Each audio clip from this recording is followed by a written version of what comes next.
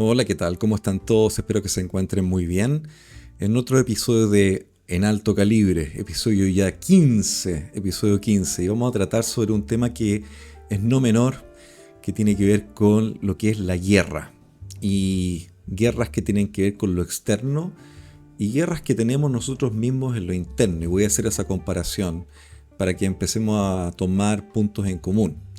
Para nada resulta extraño lo que está ocurriendo actualmente en la situación mundial de varios países que están en constante guerra. Lo estamos viendo más que nunca actualmente en el conflicto entre Israel y Gaza, en el contexto del otro conflicto que es el conflicto de los palestinos con los israelíes. Esto se viene acarreando ya desde hace bastante tiempo, desde 1948, y ha resultado en todo esta contingencia, esta coyuntura noticiosa en la cual estamos viendo ataques terroristas y cosas horrorosas que estamos viendo de repente en televisión, que son, creo, cosas que ya ni siquiera deberíamos ni mostrarlo a los niños en el fondo, porque hay niños muertos, niños comprometidos, hospitales atacados, etcétera, etcétera. Es algo realmente terrible. Después tenemos el conflicto entre Rusia y Ucrania. Esto ya se viene dando desde ya febrero del 2022 y es un cuento de nunca acabar. Putin dice una cosa, después tenemos a otra persona diciendo otra, y otros ataques por aquí, ataques por el otro lado. Esto ha afectado obviamente la economía, las decisiones políticas de política exterior de los países, y ha sido algo bastante desalentador ver que otra vez se arma un conflicto que mantiene quizás ciertas cosas en un statu quo, y pareciera que fuera porque sí. El precio de la benzina, el precio de los bienes, la inflación, distintas cosas que van afectando a todos los países, y nos damos cuenta de que todos estos conflictos finalmente nos están afectando a todos. Todos salimos perdiendo. No hay nadie que salga ganando una guerra, salvo quizás los que lo están financiando, ¿no creen ustedes? Después tenemos la situación interna de lo que es Nagorno-Karabaj, Armenia, ¿no es cierto? Tenemos el tema de Azerbaiyán, que básicamente anexa lo que es Bakú, esta ciudadela chiquitita en el fondo, y se arman conflictos. Básicamente se espera que se anexe completamente ya hacia el 2024. Después tenemos la guerra civil siria, donde tenemos este personaje Bashar al-Assad, que hace una reprimenda completa, un conflicto al reprimir violentamente manifestaciones de opositores. De estos salen después otras facciones, salen los kurdos, por ejemplo. Tenemos otras partes que son, ¿no es cierto?, el régimen sirio, que está apoyado por Rusia. Y así tenemos otros conflictos como la guerra civil yemení, tenemos lo que es la guerra del Tigray. Siempre estamos en conflicto, es algo natural de las naciones estar en constante conflicto por distintas cosas, distintos ciclos. Ya no es nada extraño, y esto se viene desarrollando ya desde siempre. El mundo está constantemente en guerra, y eso es algo que tenemos que estar bastante, quizás algo que nos estamos pasmando al pensar de que esto es algo normal. Así tenemos también otras guerras extrañas, como la guerra del opio, que era una guerra en la cual China no quería que Gran Bretaña vendiera el opio, porque obviamente tenía efectos que eran nocivos, que eran malos para la mente en el fondo de sus nacionales. Y esto termina con que básicamente Gran Bretaña impone sus términos y China tiene que entregar ciertos territorios. La guerra del opio, imagínense, contra las drogas. Diría que eso es una de las cosas que están ocurriendo ahora, guerra contra las drogas. Tenemos distintos tipos de monumentos a la guerra en distintos arquetipos que se están multiplicando en distintos lugares, en distintos lados. ¿Cómo voy a dejar de mencionar la Primera Guerra Mundial, que ocurrió entre 1914 y 1918, que fue producto de un asesinato del archiduque Francisco Fernando de Austria-Hungría, que terminó obviamente con todo este conflicto que se desarrolla en Europa, con una gran cantidad de muertes y con el desarrollo tecnológico del uso de ametralladoras. Aviones por primera vez empezaron a pelear en estas batallas, y esto termina con el Tratado de Versalles, donde Alemania básicamente fue humillada. Se le quitaron todos los territorios que habían sido anexados, etcétera, etcétera. Pero Alemania obviamente no iba a quedar así como así, hasta que se desarrollara lo que fuera la Segunda Guerra Mundial, en que Alemania obviamente está buscando su venganza. La Segunda Guerra Mundial se desarrolla entre 1939 y 1945, cuando Alemania decide atacar Polonia y se arma todo este revuelo, se arma toda esta porquería, ¿no es cierto?, que genera un conflicto en larga escala, y diría que fue uno de los conflictos más mortíferos que hemos tenido hasta el día de hoy. De este tipo de guerras salen nuevos líderes, ¿no es cierto? Tenemos a Adolf Hitler, tenemos a Benito Mussolini, tenemos a Hirohito en Japón, Mussolini obviamente en Italia, nacionales socialistas, ¿no es cierto?, que imponen ciertas ideologías muy parecidas, digamos, como los hermanos mayores del comunismo en el fondo, o el fascismo, en estricto rigor. La Segunda Guerra Mundial tuvo dos batallas tremendas. Una fue la batalla de Stalingrado en Rusia, y la otra fue el desembarco de Normandía, que todos conocemos. En el fondo se hizo una película de esto, ¿no es cierto?, Salvando al Soldado Ryan, que parte con esta tremenda escena el 6 de junio, mi cumpleaños, pero el 6 de junio obviamente de 1944, en el desembarco de Normandía, donde había una matanza tremenda, tremenda de personas, de ambos lados. Se sacrifican millones y millones de vidas, y todo esto termina con la rendición de Alemania en 1945. Los japoneses siguen con esto, tratando de hacer ataques en algunos lugares, pero básicamente todo termina con las bombas atómicas en Hiroshima y Nagasaki, ¿no es cierto?, que dejan cualquier cantidad de muertos, miles y miles de muertos, y termina todo exactamente igual. Los aliados ganan, Alemania pierde, finalmente. Quiero destacar, eso sí que es interesante, de estas guerras, que salieron varios pensadores. Uno que ustedes conocen y he nombrado antes, que es Albert Einstein, que le hace una pregunta a Sigmund Freud, el padre del psicoanálisis. Y le pregunta Einstein a Freud si es que, esto fue una carta por si acaso, se la manda a Freud y le pregunta si es posible alguna forma de evitar de que el hombre tenga que tener este instinto, esta tendencia a la guerra, que es algo que pareciera que fuera natural en nosotros. Y así Sigmund Freud responde a Einstein y le dice, casi como de manera sarcástica: usted se impresiona demasiado de que los hombres tengan esta incitación al odio, que es algo que básicamente yo podría calificar en estos instintos, y los trata de disolver o definir en dos categorías distintas. Por una parte, los instintos que quieren conservar y unir, también llamados instintos eróticos, o instintos sexuales, porque básicamente viene del eros, ¿ya?, de Platón. Pero es algo que obviamente quiere conservar y unir, que viene con esta unión, con esta confraternidad, por decirlo de esa manera. Por otra parte, los instintos de matar, de destruir, que también los llama Freud la pulsión agresiva o la pulsión destructiva también. Y al definir estas dos categorías, Sigmund Freud le explica a Einstein de que es a través de la educación, del desarrollo del psicoanálisis, pero sobre todo de la educación, del entrenamiento, en que el hombre empieza a ser creativo y apacigua este instinto de pulsión agresiva, de pulsión destructora, para poder obviamente salir. Si ustedes, por ejemplo, hacen una comparación entre el hombre antiguo versus el hombre moderno, los hombres que somos de ahora, de esta generación, es mucho menos instintivo en nosotros tener que entrar en guerras externas. Es como que ese instinto lo tuviéramos apaciguado, el instinto destructor, el instinto de matar. Y aquí viene el problema. Lo que sucede justamente es que al definir esto, Freud le explica a Einstein de que aunque esto sea posible a través de la educación, del entrenamiento de la mente humana, se necesita una autoridad o delegar a otro, o sea, que todo el grupo, que todo el colectivo, que todas las personas deleguen a una autoridad la toma de decisiones.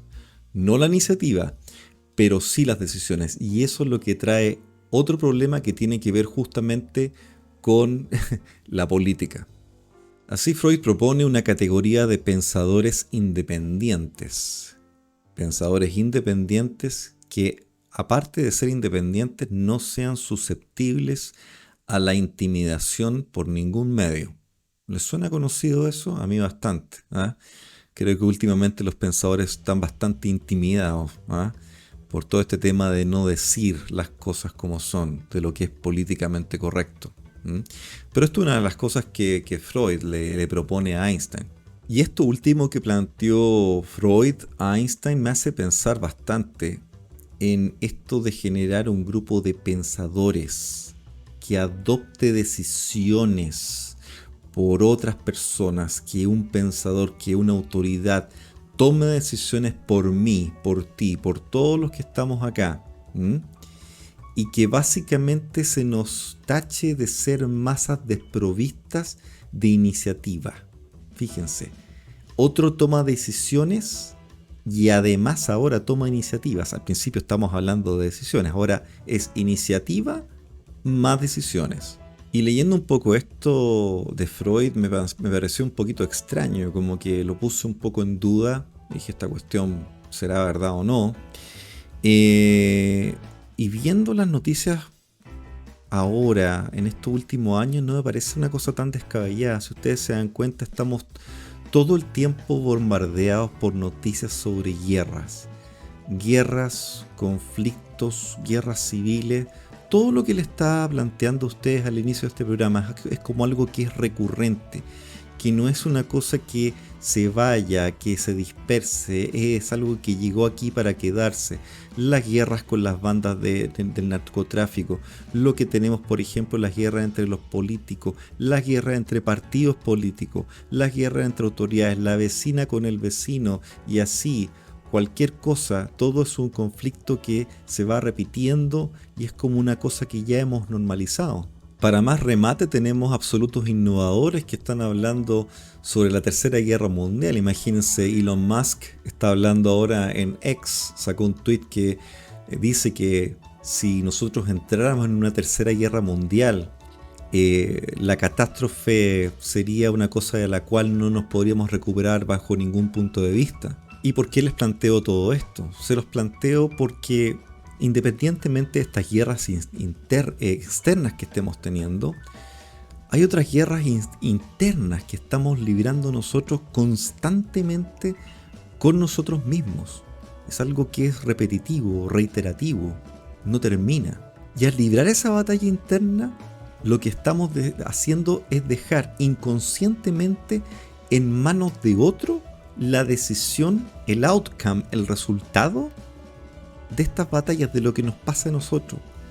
Es como que hemos perdido no solamente la voluntad, sino que básicamente nos hemos puesto pasmados, demasiado flojos para obviamente poder tomar las riendas de nuestro destino.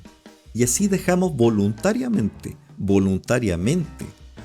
el poder en manos de otras personas porque creemos que estas personas pueden manejar mejor que nosotros los resultados. Ridículo, ¿no? Y así bastante desalentador darnos cuenta de que esta batalla que tenemos internamente cada uno de nosotros, de alguna manera como grupo, como personas, como seres humanos, la estamos perdiendo día a día. Así, por ejemplo, al principio de los años 50 se planteaba de que una nación que no utilizara su inteligencia no sería mejor que los animales, imagínense. Por lo tanto, tenía que entrarse en un proceso en que usáramos la inteligencia, pero más que ser inteligentes, nos transformamos lenta y latamente en animales domesticados. Y justamente al ser domesticados es cuando salen instituciones, los bancos por ejemplo, que empiezan a repercutir en la economía, y al repercutir en la economía nos encontramos con que crean un control sobre seres inferiores, seres que no tienen tanta educación, que no tienen su inteligencia, y establecen reglas, ¿no es cierto?, que van en los créditos, en las tasas de interés, que podemos ver en los créditos hipotecarios, que podemos ver en las inversiones, ¿ya? Pero se basa en reglas del juego de la economía, que solo las personas educadas o los que tienen cierto tipo de entrenamiento pueden entender, pero aquellos que no lo tienen simplemente están controlados. Les doy un ejemplo súper claro. ¿Han visto, por ejemplo, la diferencia entre endeudarse por una suma cuantiosa versus endeudarse por por un monto menor con una casa comercial, si tú te endeudas con una casa comercial por un monto menor, es muy probable que te llamen todos los días por 100.000 pesos, por ejemplo. Te van a hacer la vida imposible y te van a seguir llamando todo el tiempo, preguntándote exactamente qué pasó, por qué no estás pagando. En cambio, por un monto cuantioso, estas instituciones financieras se toman más tiempo. Es como que te consideraran un ser superior por haber sacado un crédito de mayor cuantía. Obviamente es una cosa figurativa, pero hemos visto que hay gente que se ha aprovechado de tomar créditos por cientos, miles de millones y no pagar nunca, o incluso escaparse y utilizar esas reglas del control para poder llegar a un resultado que beneficie a ellos. Total, los bancos siempre tienen seguro sobre las deudas, ¿no es así? Entonces tenemos justamente los poderes políticos, los poderes ejecutivo, legislativo, poder judicial, los bancos, las instituciones, las distintas cosas que ocurren, las compañías de seguro, las ISAPRE, ¿ya? Pero ¿qué es lo que se está creando con esto? Yo diría que se está creando problemas y a la familia, al núcleo familiar se le ha sometido con una serie de problemas que van en aumento. Es una crítica. Si ustedes ven, las familias de los años 50, de los años 60 tenían una vida mucho más tranquila que la que tenemos hoy. Quizás podían tener menos, o quizás tenían más, pero lo que sí tenían era mayor tranquilidad, no había tanta molestia, no había tanta comunicación. Yo recuerdo que mi papá se iba a dormir, ¿no es cierto?, a las 9 de la noche, después de comer. Pero nosotros acá todavía estamos bombardeados por señales, WhatsApp, etcétera, etcétera. Es un cuento de no terminar. Pero esto se crea en base a problemas que son recurrentes y que nosotros mismos aceptamos para que nos afecten. Es como que fuéramos un poquito masoquistas. Y así estas instituciones se han asegurado de que la calidad de la educación de las personas de clases inferiores se mantenga súper chica, súper cortita, manteniéndola ignorante. ¿Para qué? Para poder controlarla mejor. Y esto obviamente tiene una repercusión fuerte porque de alguna manera estamos forjando una esclavitud cómoda. Le he puesto así en mi libro B2U, pero es una esclavitud cómoda porque cómodamente y sin darnos cuenta nos vamos haciendo esclavos. Les doy un ejemplo que es súper clásico. Ustedes han escuchado ese cuento de la rana que meten dentro de una olla con agua fría y la dejan ahí, ¿no es cierto?, a la intemperie y le ponen fuego. Y la rana sigue nadando como si nada mientras el agua se empieza a calentar y se empieza a calentar. Empieza a llegar una etapa en que empieza a hervir y la rana parece que se estuviera acostumbrando, pareciera que se estuviera adaptando a esto. Hasta que finalmente el agua empieza a hervir, ya es muy tarde, la rana se empieza a desesperar, pero ya se adaptó, no se dio cuenta y muere obviamente en el agua hervida. ¿Ya? Y es lo mismo que nos está pasando ahora, a nosotros quizás sin darnos cuenta, al mantenernos ignorantes en muchas cosas, mientras otros toman el control. Pero lo más grave de todo es que nosotros les dimos ese poder voluntariamente, cedimos nuestra voluntad. Y este tipo de esclavitud cómoda, esclavitud solapada, digámoslo así, es obviamente un instrumento un orden que es mucho, mucho más superior, de las clases superiores, digámoslo así, lo toman y le ponen el nombre de orden, paz social, otros nombres significativos, justamente para hacerlos pasar piola, sin que se note justamente con aquellas clases o aquellas personas que son más ignorantes. Y así con esta esclavitud se crea una guerra. Es una guerra civil. Yo sé que suena exagerado, pero no creo estar con una idea muy descabellada. Les digo por qué. Porque en el fondo esta guerra es silenciosa. No tiene ruido, no tiene explosiones. No se disparan balas, pero lo que sí se disparan son situaciones. Situaciones que nos empiezan a afectar psíquica y físicamente. En nuestra mente y también en nuestro cuerpo. Nos está afectando.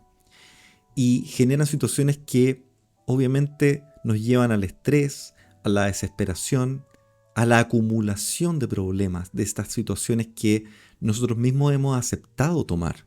¿Mm? Lo más grave de todo es que si nos está afectando psíquica y físicamente, quiere decir de que de alguna manera estas situaciones son una especie de arma biológica. Y estas armas silenciosas, estas situaciones solapadas, atacan la vitalidad de las personas, atacan su estado físico, atacan su capacidad de comer o alimentarse naturalmente, atacan todo, atacan el tiempo. Tomando en cuenta el cuento de la rana, entonces, podemos decir y definir de que es lo mismo. Las personas, nosotros nos estamos ajustando. ¿Eh? Ustedes lo ven, por ejemplo, en las noticias, que de repente le preguntan a alguien, bueno, y le han subido la benzina, ¿qué opina usted? Miren la pregunta estúpida. ¿Ya? ¿Qué opina usted? Bueno, opino que es injusto, una lata, me subieron la benzina. Pero ¿qué más tengo que hacer? Tengo que pagar, tengo que moverme a mi trabajo, si soy un taxista, ya no me da mucho, tengo que subir mis tarifas, o tengo que mantener mis tarifas. ¿Mm? Me ajusto nomás. ¿Mm? O cuando hay una catástrofe, un terremoto, y se acerca a un periodista y hace una pregunta estúpida. ¿Y cómo se siente usted? ¿Han visto esa estupidez? Y la gente empieza a llorar y todos empiezan a mirar las cámaras. Cuando alguien está llorando, acercan las cámaras para saber cómo está. Pero qué importa si total se está adaptando, ¿no es cierto? A nadie le interesa, ¿no es cierto? Salvo ver, oh, qué pena, qué lata, ya, filmen cómo llora. Es realmente inhumano. Pero esa persona de alguna manera ha definido adaptarse y dice, bueno, ¿qué más puedo hacer? Mi casa está destruida. Bueno, ¿qué más puedo hacer? Me han subido el precio de la comida. ¿Qué más puedo hacer? Me han subido el precio de las papas. ¿Se dan cuenta? Es una guerra silenciosa. Y nosotros aceptamos entrar en ella y no nos damos ni cuenta. Lo peor de todo es que el clima laboral, como es tan malo, es tan rasca, es tan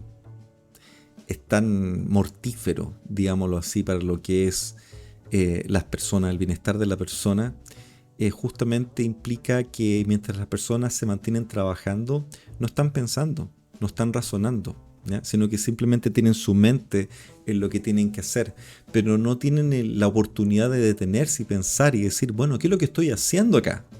¿Mm? ¿Qué otra posibilidad tengo? ¿Cómo salgo de esta situación? De este embrollo en el cual yo me he metido con el tiempo, con los años, con mis propios problemas que sumaron otros problemas. Y más aún, las personas no saben gritar por ayuda, no saben pedir ayuda, no saben cómo asociarse con otros para poder salir del embrollo. La gente además está muy cobarde. Lo políticamente correcto nos ha hecho más cobardes para decir lo que pensamos. Nos hemos incluso olvidado de la libertad de expresión. Hemos hecho gárgaras con esa expresión, ¿ya? Porque tenemos miedo del qué van a decir, del qué dirán. Y no somos capaces de tomar partido, ¿no es cierto?, para salir del embrollo, asociarnos con otras personas, pero nos hemos vuelto muy cobardes o quizás conformistas. La población de cualquier país, entonces, ha definido de que lo que más anhela es tener un ángel guardián, ese gran Dios, ángel, gurú, que los va a sacar de su miseria, de su situación desesperada. Y ese gurú dice, sí, efectivamente, yo los voy a sacar, los voy a llevar a un nuevo nivel, voy a llevar al país a otros niveles, haremos de nuestro país la primera nación. Y justamente se dan estos postulados, ¿no es cierto?, políticos, populistas, que nos dicen que tienen la solución para algo. Es un problema realmente cuando uno se da cuenta de que hablan de problemas, pero nunca nos hablan del problema correcto. Nadie está pensando en cuál es el problema de raíz de lo que hay que solucionar, sino que estamos vinculándonos con temas que no tienen ninguna relevancia. Y no voy a entrar en puntos políticos, pero por ejemplo la Constitución que se está discutiendo y se tiene que votar ahora en Chile, ¿cuál es la base de eso? ¿Mm? ¿qué se soluciona con esto? ¿El problema principal? Si tenemos el problema principal al frente de nuestras narices, pero sin embargo nos estamos concentrando en otra cosa. ¿Por qué? Porque somos conformistas y queremos que otro ángel guardián vea eso por nosotros. ¿Por qué? Porque no tenemos tiempo, porque estamos tan ocupados en nuestras cosas, en lo que tenemos que hacer, en nuestras familias, en el trabajo, que no tenemos tiempo para filosofar o pensar. Piénsenlo. Platón, Aristóteles, Sócrates se basaban justamente en el ocio para poder pensar y escribir sus libros. Y el ocio en ese sentido no es malo, pero se hizo una guerra contra el ocio. Hoy día nadie piensa porque no hay tiempo para hacerlo. O estamos muy cansados para poder tomar la iniciativa de hacer algo. Entonces el miedo, la complacencia, la búsqueda de la inmediatez, la satisfacción instantánea de todo lo que queremos lograr, justamente nos ha hecho buscar esta salida fácil, esta salida rápida. Y así, complacientemente y sin chistar, pagamos impuestos para que estos ángeles guardianes justamente hagan lo que tienen que hacer, si es que llegan a hacerlo. Y esto se ha transformado en una batería justamente de generar riqueza, pero una riqueza que es mal utilizada en el sentido de que nuestros problemas no están siendo solucionados. Y quizás estas grandes élites están armando o han generado ya desde hace décadas una guerra de clases, una guerra entre una clase superior y una clase inferior que tiene que mantenerse ahí, ¿ya? Y nos van a decir de que no, que vamos a salir de esto, de que vamos a mejorar como país, que la educación va a mejorar, que nuestra economía va a mejorar, que nuestra situación país, que nuestra situación internacional va a mejorar, que la OCDE, y nos comparan justamente con la OCDE. Y la verdad es que justamente estos políticos, estas autoridades han dejado de pelear. Imagínense que el único argumento que pueden tener para resolver algo es, es que en Suiza se hace así, o es que en Alemania se hace así, o que en Francia se hace así, o que en Estados Unidos se hace así. Ninguno de estos pelotudos es capaz de inventar algo, de tener la iniciativa para inventar algo. Tan inseguros son, tan flojos pueden ser para no poder primero entender la situación de nuestro país, el que habitamos, luego tener la capacidad técnica de idear, planificar estratégicamente algo que sea realista. No pueden, simplemente optan por irse al camino más fácil, simplemente tirar esto y copiar de otros países. Y así se genera un sentimiento de desencanto con las instituciones, con la política, justamente porque no llegan a puerto con nada. Nos preguntamos en qué están siendo gastados nuestros impuestos. Trabajamos un tercio o más de nuestro año para pagarle al Estado, a un poder, para que solucione nuestros problemas. Y otro tanto más en intereses a los bancos, ¿ya? O sea, estamos trabajando para el Estado, para los bancos, cualquier cantidad de tiempo. Y al último, recién tenemos nuestros ingresos para resarcirnos, o lo poco que queden de ellos después de las deudas. Y justamente de estas arcas que se han generado nuestros impuestos surgen estas situaciones de corrupción. Y nos hace preguntarnos también si están siendo bien utilizados nuestros impuestos. El caso de las fundaciones, en Santiago, en Chile, en Antofagasta. Todo lo que hemos visto nos hace preguntarnos, y a mí me hace preguntarme en lo personal, ¿para qué estoy pagando impuestos? ¿Cuál es mi beneficio de andar pagando impuestos? Si finalmente tengo unos pelotudos que no saben gastarlo bien, y además son poco eficientes, y peor aún, son poco efectivos, no saben qué hacer con esa plata. Simplemente le preguntan al tonto de al lado si sabe hacer algo mejor. Y si el tonto de al lado no sabe qué hacer, le preguntan a otro país y no tienen otra opción que copiar. Miren qué divertido, qué fácil hacer así las cosas. Pero bueno, eso es materia de otro programa y obviamente no me quiero meter más allá en política. Casi no doy ni nombres de las cosas porque la verdad es que es un tema que lo encuentro de alguna manera desagradable y hasta asqueroso en algunos momentos.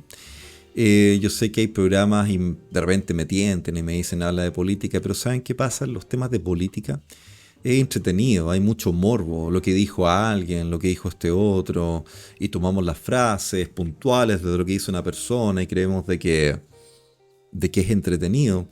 Pero finalmente no llegamos a nada con esto. Además, y para peor, eh, la opinión pública tiene un gran defecto, y es que nos da ataque de amnesia cada 6 meses y nos olvidamos de todo. Si los medios se silencian, todo se nos olvida, se nos pasa. ¿Cuántas personas deberían estar hoy día juzgadas y no lo están? ¿O procesadas? Tampoco. Pero muy bien. En otro programa justamente mencioné lo que era el guerrero, de que nosotros tenemos que prepararnos por una guerra. Y es una guerra, diría, que tenemos con nosotros mismos en todo momento. Pero una guerra que valga la pena, un conflicto por ser mejores nosotros como personas. Digo que esta batalla es con nosotros mismos porque involucra las cosas más fundamentales, nuestros deseos, nuestros valores, nuestras ambiciones, nuestras aspiraciones, todo lo que nos forma, todo lo que nos forja a nosotros como personas. Estamos en constante conflicto, ¿ya? Por mejorar o por justamente prevalecer en un mundo que es muy competitivo por todos lados. Les voy a dar un ejemplo de estas luchas internas que podemos tener. Primero está, por ejemplo, el conflicto entre los deseos y los deberes. Imaginemos a este estudiante básicamente de diseño que está en la universidad estudiando durante 5 años. Le dicen, mira, tienes que terminar tu carrera para poder recibirte y con eso básicamente vas a poder entrar a trabajar, vas a poder formar una familia. Y a medida que este estudiante va avanzando y no le está yendo mal, pero se da cuenta de que tiene una afición y un talento gigantesco por la música, y tiene esta pelea entre cumplir con el deber de justamente transformarse en un profesional versus saltar a lo que es la música. No estoy diciendo con eso que la música no sea profesional. Hay gente que va al conservatorio y pasa 15 años estudiando piano, por ejemplo, y son fantásticos. Lo que digo es que hay gente que, por ejemplo, puede ir a la música de manera independiente, o puede ir como aficionado, armar una banda, armar un grupo. Quizás le va bien, ¿ya? Y si le va bien, hace conciertos, graba discos, etcétera. Ahí tenemos una dicotomía. Tenemos justamente el cómo manejamos este deber. Algunos optan por el deber y otros optan por, ¿no es cierto?, el deseo de lo que quieren hacer, de lo que realmente les trae satisfacción. Les doy otro ejemplo también, la lucha del ego entre lo que es el ego y la conciencia. Imaginemos a estas personas, vemos a muchas de ellas en TikTok, por ejemplo, que tienen esta pelea, este conflicto entre lo que es la farmacia y lo que es el acondicionamiento físico. Siendo más concretos, la persona que está luchando por perder peso. El ego le dice a esa persona, oye, yo quiero verme o parecerme o ser aceptado por la sociedad, no quiero dejar de ser gordo. Y el camino más fácil es tomar pastillas. Pero las pastillas pueden tener obviamente repercusiones en el corto y en el largo plazo en temas que tienen que ver con la salud. Y la conciencia versus el ego, la conciencia le diría a esta persona, oye, no, yo creo que lo que tienes que hacer es hacer ejercicio, alimentarte adecuadamente y con eso básicamente vas a ir perdiendo peso paulatinamente, quizás no tan rápidamente como si tomaras pastillas o soluciones rápidas, pero te aseguras de que estos efectos, los resultados que tú tengas van a ser de largo plazo. De ahí justamente están las dietas. Hay dietas que son más efectivas que otras, hay dietas que son más rápidas que otras, pero toda dieta mal, ¿no es cierto?, llevada por un nutricionista puede llevar a un problema en la salud, en el corto, mediano y largo plazo. Entonces, ego y conciencia, otra lucha interna. También tenemos la lucha contra el miedo y la ansiedad. Les doy un ejemplo, imagínense esas personas que les cuesta hablar en público. Hay personas que realmente me ha tocado tratar a mí directamente y solucionar problemas de personas que no pueden hablar en público bajo ningún punto de vista. Se ponen a llorar o básicamente el estrés es tan alto que explotan. Hay personas que tienen síntomas, por ejemplo, se les pone rojo todo el cuello. Hay gente que tiene sudoración en las manos. ¿Han visto esa gente que de repente tú le das la mano y está sudorosa? Es porque tiene obviamente ansiedad o algún tipo de estrés. Y justamente ahí es donde se gatilla el trabajar, el prepararse, el entrenarse muy bien en las habilidades blandas. ¿Para qué? Para justamente bajar la cantidad de cortisol y aumentar la cantidad de endorfinas para mantenernos balanceados justamente. Pero, ¿cómo enfrentamos esa ansiedad, ese miedo? Con entrenamiento. O sea, si nos mantenemos fijados en el miedo sin hacer nada, nos va a comer. También tenemos la batalla por la autoaceptación. Las personas a las cuales les cuesta aceptarse por lo que son, les cuesta aceptarse a sí mismas tal cual son. Es un problema justamente porque implica el poder autoconocerse, el poder autovalidarse y también la autoconfianza sobre todo, el trabajar la confianza en uno mismo, entendiendo el ser tal cual es, ¿eh? Y poder no imponerse ni tampoco disponerse, sino que estar en un nivel en que uno puede estar en balance y aceptar justamente lo que es uno, el cómo lo quieren a uno por lo que es. Y es una guerra tremendamente crítica, muy sacrificada, que toma tiempo, toma historias, toma experiencia. Y es una lucha constante de ir reinventándonos. El Oscar, por ejemplo, que les estaba hablando acá, es el Oscar de los 40 y tantos. Pero hubo otro Oscar que tenía 20 y tantos.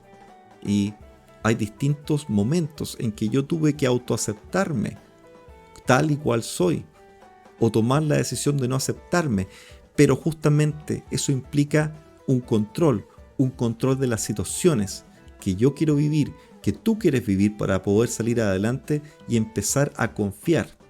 Uno de esos términos, una de esas situaciones tiene que ver con los fracasos, pero eso es tema que vamos a tratar en otro programa. Y por último está la lucha entre la conformidad y la individualidad. Justamente aquí vienen las dos grandes ramas de la política. El comunismo por un lado, que habla del colectivo, del todos pensar como hormigas, todos pensamos de la misma manera y nos sometemos a un colectivo. Y por otro lado, ¿no es cierto?, el individualismo, lo que se llaman los libertarios, que piensan en la individualidad máxima. Yo tengo derecho a la libertad de definir toda mi vida bajo mis propios términos. Son dos corrientes distintas, dos maneras de ver las cosas. Pero justamente la decisión es tuya de poder definir si tú te vas a siempre conformar con lo que los demás te digan a ti que tienes que hacer, o tú vas a tomar la iniciativa de hacer las cosas bajo tus términos, bajo tus deseos, pero también respetando los derechos del otro. Eso es sumamente importante. Pero es algo contingente, algo que nos está ocurriendo a todos momentos, sobre todo en la educación, sobre todo con los niños que están yendo al colegio, con las nuevas generaciones. ¿Qué va a ser de ellos? Si se van a conformar con algo, si van a bajar la cabeza y decir sí, es lo que es, o vamos a hablar de tratar de salir de un pantano y tratar de superarnos. Fíjense la gente que ha salido de hogares humildes y que con la educación y el entrenamiento adecuado y justamente con la experiencia, pero más aún con los valores que tienen, ha salido adelante de una manera impresionante. Hay también otro aspecto que no quiero dejar de mencionar que tiene que ver con el avance tecnológico. Y ha salido mucha tecnología, hay muchas aplicaciones, hay muchas cosas que hacen que nuestra vida sea más cómoda, más rápida. Pero ¿se han fijado ustedes que el ser humano se ha vuelto más sedentario que nunca? Que tarde mal o nunca está haciendo ejercicio o moviéndose. Fíjense ustedes la tasa de obesidad en los niños. Nunca había estado tan alta. Casi comparable a la que tenemos en Estados Unidos. Una situación que es tremenda y que va increciendo. Y el sedentarismo diría que es una de las cosas más trágicas que nos puede ocurrir como personas. Si vemos los efectos, por un lado, los efectos que tienen en la salud física. Tenemos obesidad, diabetes tipo 2, tenemos hipertensión, tenemos problemas musculoesqueléticos. Por otro lado, la falta de energía y vitalidad, la dificultad de mantenernos activos. También problemas de salud mental, que básicamente tienen una repercusión química en nuestro cerebro. La dependencia tecnológica, la dificultad de desconectarnos de todo lo que nos tiene conectados, el teléfono, la televisión, lo que nos lleva a un aislamiento social, de que las personas cada vez están menos comunicativas, menos sociables que nunca. Ya nadie contesta los teléfonos. ¿Se han fijado que muy poca gente está contestando los teléfonos? Un llamado telefónico hoy día asusta a alguien. Es mejor mandar un WhatsApp. No encuentran que es algo ya... Hemos olvidado lo que es vernos las caras. Y esto yo creo que se acentuó con el tema del COVID-19. Y pasamos 2 años encerrados, básicamente.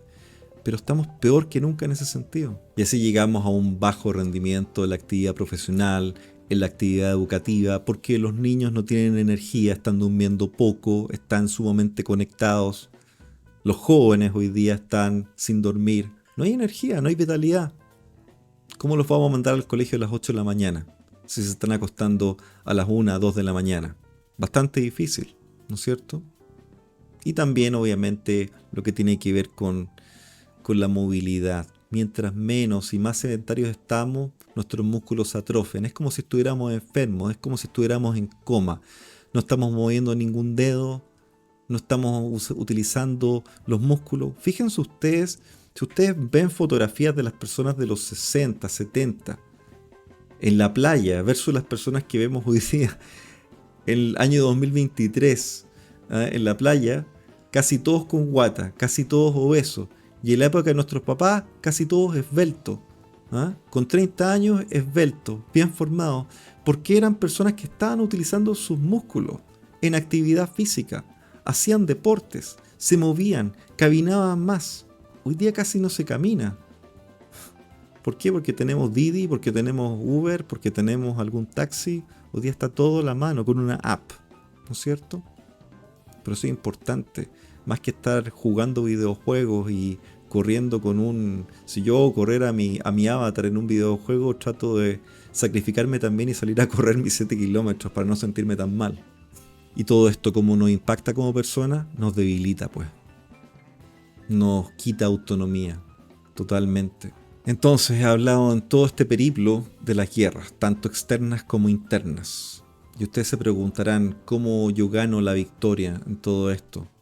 ¿Qué armas puedo utilizar para ganar esta guerra?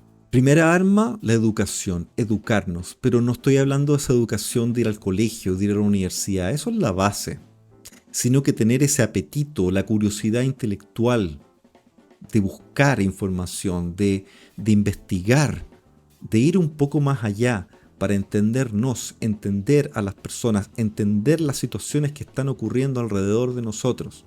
Ir un paso más allá, lo cual implica fortalecerse mentalmente para poder combatir la percepción de esclavitud, de esta esclavitud sofisticada que nos han impuesto, esta esclavitud que es floja, paupérrima, pasmada.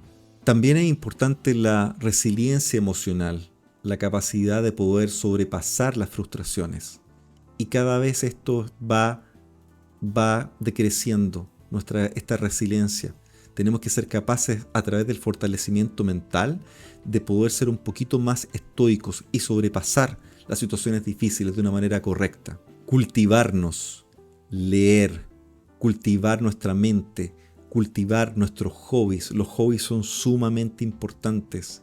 La música, las artes, la pintura, todas esas cosas que en el devenir de la profesión se han dejado de lado y que son sumamente importantes y que todo el mundo tenía y que hemos perdido con los años, con las décadas, con lo que nos han dicho que es lo adecuado.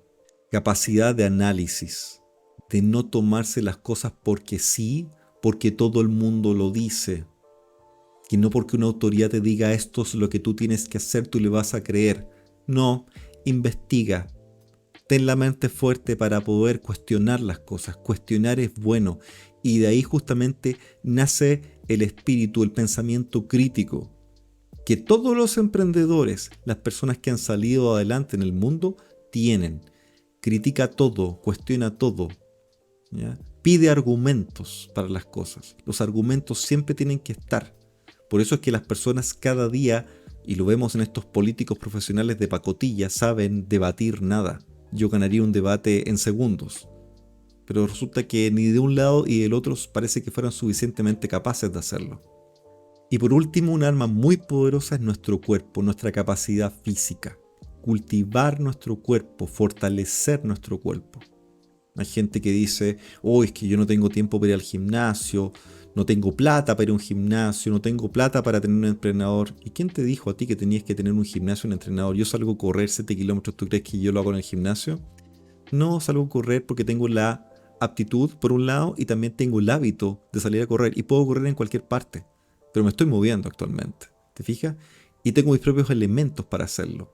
Y con los años uno va forjando sus propios programas para poder mantenerse adecuadamente. Aquí no hay excusas, las excusas las inventas tú, para tu conveniencia, pero no hay excusas para eso, porque tu salud te lo va a agradecer. Más allá, técnicas de manejo de estrés, la meditación, la respiración diafragmática, esa respiración profunda, ¿no es cierto? El satipatthana, la meditación, el mindfulness, son herramientas que son claves justamente para poder, ¿no es cierto?, situarse en el aquí y el ahora, entendernos mucho mejor, saber tomar las experiencias, poder medirlas y de ahí justamente llegar al análisis, a poder obviamente utilizar nuestro cuerpo de una manera que lo conozcamos y llegamos a un balance que es adecuado para la vida. En resumen, las armas más importantes que tú puedes tener en esta guerra, externa e interna. La primera, la más importante, conócete a ti mismo. Conócete a ti mismo. Y la segunda, y más cautivante, más definitoria, cree en ti. Cree en ti. Conócete a ti mismo y cree en ti. Bien amigos, espero que hayan tenido un excelente día y les doy muchas gracias por haber estado en el programa del día de hoy. Me ayudaría mucho que ustedes puedan apretar un clic en suscribirse y ser parte del canal, que me sigan. Y obviamente voy a empezar a hacer algunos saludos. Por ejemplo, Anaís, que me saludó, muchísimas gracias por el apoyo. Y así a todos los que me están saludando voy a ir dando nombres en otros momentos. El programa ha sido un poquito largo, pero les agradezco muchísimo.